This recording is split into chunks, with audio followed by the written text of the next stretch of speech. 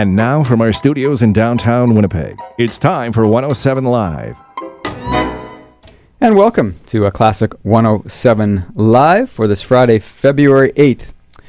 Well, in the studio with this morning is cellist Cameron Crozman, who's been described as a mature artist with a profound musical imagination. He's being hailed as one of Canada's leading young cellists. He maintains a very active performance schedule in North America and Europe. He's also an avid chamber musician who's performed with many world-class musicians, people like James Ennis, André Laplante, Martin Beaver, and James Campbell. He was also one of 6 cellists from around the world to take part in the Gauthier Capuçon Classe d'Excellence at the Louis Vuitton Foundation. And we're very fortunate to have him in Winnipeg and in the studio this morning. Good morning, Cameron. Good morning. Thank you so much for having me. Well, I should say welcome back to Winnipeg, because I know you've been here once before, never with the WSO, but no. You're a part of the Agassiz Chamber Cello Festival. Yes, the first cello festival, which I think was almost 7 years ago now. Wow. Man, you were still in your teens at that time. Yeah, I was still finishing high school. You were. Well, now, oh man, you're a mature musician, old mature musician, been around for a long time. Just spent a number of years in Paris, correct? Yes, that's right. Yeah, I studied in Paris for 6 years, and I just came back to Canada in June 2018. Mm-hmm. So starting the next chapter of my life. Before you talk about the next chapter, tell us a bit about your experience in Paris at the Paris Conservatoire.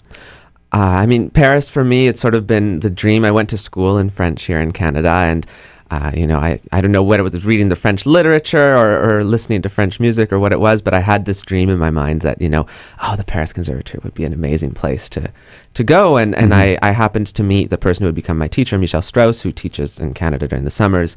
And things sort of snowballed from there. I got in, and then it was great. It's the type of experience where, dreams never quite live up to reality. And it was definitely, there were moments of that were difficult too, like any experience. And, there's French administration, which I have to say is not maybe the best in the world. Yeah. And you do have to deal with that as a foreigner in France. But I really, Paris to me still feels like home. And I was actually just there in January, and it was crazy to me how, even after 6 months of being away, I walk into the airport, I see a friend in the airport. I feel like I never left, actually. Mm-hmm. So when you were there in Paris, did you get the opportunity to meet some great people and teachers as well? I did, for sure. I was actually really lucky to only live 2 metro stops away from the new concert hall when it was built, the Philharmonie de Paris. Which I think was about 4 years ago now. And so I bought and they had this crazy deal for €9. So I don't know what, $12, $13. As a young person, you could buy as many tickets as you wanted for $13 to go to the best concerts, and they'd give you decent seats too. And so I think I went to at least a concert or 2 a week the first season open. And so through that, I got to meet, just listen to a lot of great music. And then I also was fortunate to, especially interacting with someone like Gauthier Capuçon. He was a phenomenal cellist, phenomenal person. Mm-hmm. And to be brought into his world was so amazing. So what kind of things did he teach you? What was the main thing you got from spending time with him? Interestingly, I think it had to do much more with this sort of the idea of an artist as a complete person, rather than, he was a great teacher, and we obviously worked a lot on the playing and the mechanics of playing and musical ideas and all of that. But what was amazing I found with him was he's such a nice, kind-hearted person, and where you really felt like part of a family in his class. Mm-hmm. And you realize this is a guy who is in his mid-30s basically, who's touring the world playing. Who has 2 kids at home, right? 2 daughters. And yet when he comes back to Paris, he spends a lot of that time with us at the class. And just, for me, that idea of someone who can, and James Ennis is another person like this, mm-hmm. who I find very much embodies this idea of the artist also as, as a complete person, is not just the person on stage, but someone who, does all these things outside of the stage and manages to keep, an incredible life that way. So what about yourself? I mean, obviously you're very accomplished as a musician. Mm. What other kinds of things do you do, and what other kinds of things do you bring into the performance, for example? I mean, I know it's one thing to learn the piece, to play it. For sure. How easy is it to get into sort of the passion, and to get to experience the passion of a piece? Yeah, well, it's one of these interesting experiences, right, where I feel often on stage as a musician, I always wish I could sometimes be in the position of the audience, because the audience doesn't need to worry about playing in tune, right? Whereas we as a musician do. So there's always an element of, I think performance is always this balance between, letting yourself go and really, being sort of letting your emotions dictate the way you're playing, and also making sure that everything, is working right in terms of mechanically. But one of the things that I really enjoy when I'm working on a piece, I'm really fascinated by history, and especially like micro history, and like what were the details of like when someone wrote the piece. And so, for instance, this Dvorak concerto, I was just thinking the other day as I was watching the snowfall, that Dvorak wrote part of it in New York during the winter. And I was thinking about him, in a New York apartment, maybe looking outside and seeing the snowfall, and what that, that I was also seeing snowfall in a different part of North America. So. I'm in conversation with cellist Mann Crozman. He's in town to perform with the Winnipeg Symphony Orchestra tonight and tomorrow as well. Let's talk about the Dvorak for a minute. It's not the first time you've played it. No. When was the first time you played it? Can you remember? So the first time I played it was back in London, Ontario, where I grew up. And it was actually, the first time was just one movement, just the third movement with Orchestra London. At the time, I had won the local Kiwanis Rose Bowl Festival, and one of the prizes that came along with it was performing with the orchestra. And the third movement of the Dvorak was just like my absolute favorite piece at the time. Like I just loved it so much, and so I got to play it with orchestra. And then it would be the next, I think it was the next season that I played the entire thing, also in London with the local community orchestra. And then I went on tour with the National Youth Orchestra, playing it across Canada and the United States. So how has your interpretation of the piece changed over the years? It's changed a lot. Actually, what's interesting, so that with the youth orchestra, I was 17 at the time, so quite young, very young even. And it was obviously a great experience. And then I really put the piece away for a long time. I didn't really touch it for about 5 years. And when I brought it up again, I feel like now I've started playing it a lot more. Turns out it's a popular piece. Yes. So I get asked to play it a fair amount. And it's been really great to come back to it with, sort of everything I've learned, and really at this point develop, sort of what do I want to say with this piece now, because I've had so much input from so many different teachers, whether it's my teachers here back in Canada, or Michel Strauss at the Conservatory, or Gautier, who I played it for as well. And to now sort of come out of that and think about, what does the piece mean to me? And I'm discovering that the more I play it as well. So I actually really enjoy it, because to me, each time I get it back up to play, I feel like I learned something new about it. Now, one of your early claim to fame was the fact that you got the opportunity to play this incredible instrument for a few years, the Stradivarius instrument, which it's moved on. Yes. To somebody else. You've let it go. Yeah. Tell us a bit about that experience, and then also what cello you're playing now. Yeah, I mean, it was sort of one of the, it's not exactly... It's phenomenal, right? Like it's not, I went into the this Stradivarius is part of the Canada Council Instrument Bank, and I auditioned for the Instrument Bank hoping for a good outcome, but of course you can never, the Strad is always seen as sort of like the crown jewel of the collection, and I was only 20 at the time, so I'm like, well, I have a lot more years to do it, but of course it'd be great. And so when I got the Strad, it was sort of like a dream, right?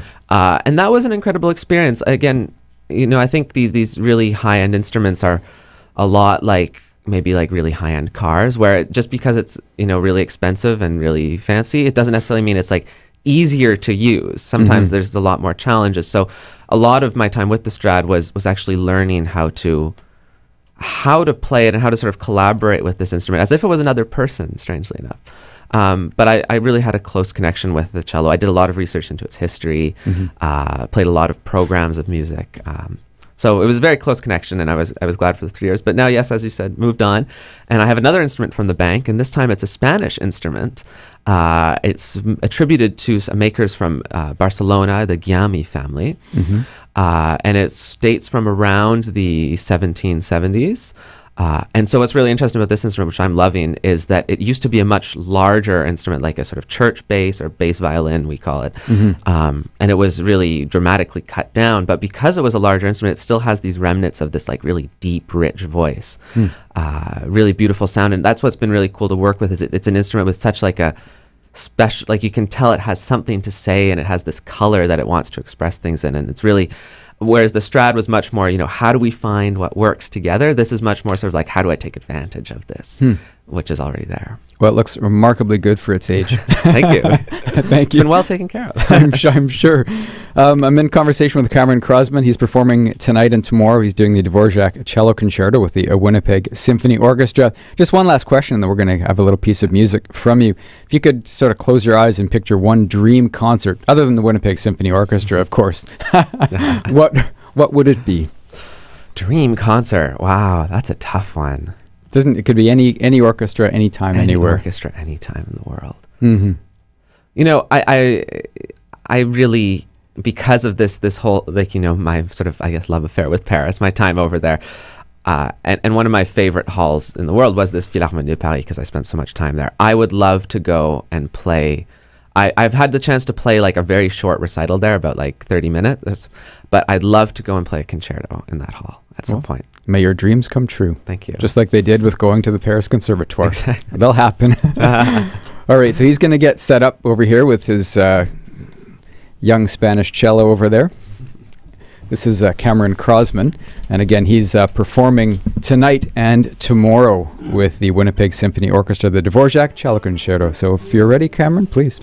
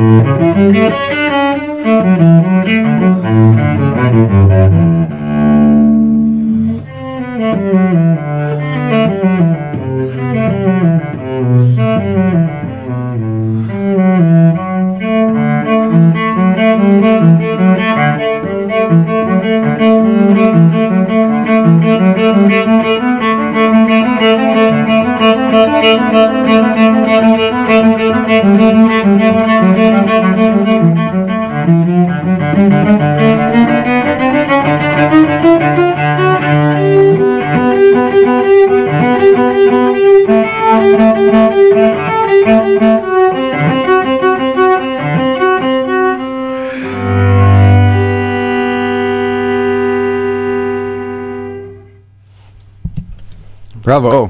Thank you. That was beautiful. Thank you so much. One of my favorite movements from that. I know yours is the sixth, but I got to say, I'm cliche. I love that first movement of the... It's not a bad piece of music. No, it's not bad at all, and you play it so wonderfully. Thank you again for coming in this morning. Thank you for having me. Enjoy your stay in Winnipeg. Thank you. It's a pleasure to have you here. You've been listening to a Classic 107 Live with cellist Cameron Crozman. If you want tickets to the concert tonight, go to wso.ca. From our studios in downtown Winnipeg, you've been listening to 107 Live, Classic 107's Intimate Concert Series, the soundtrack for your life.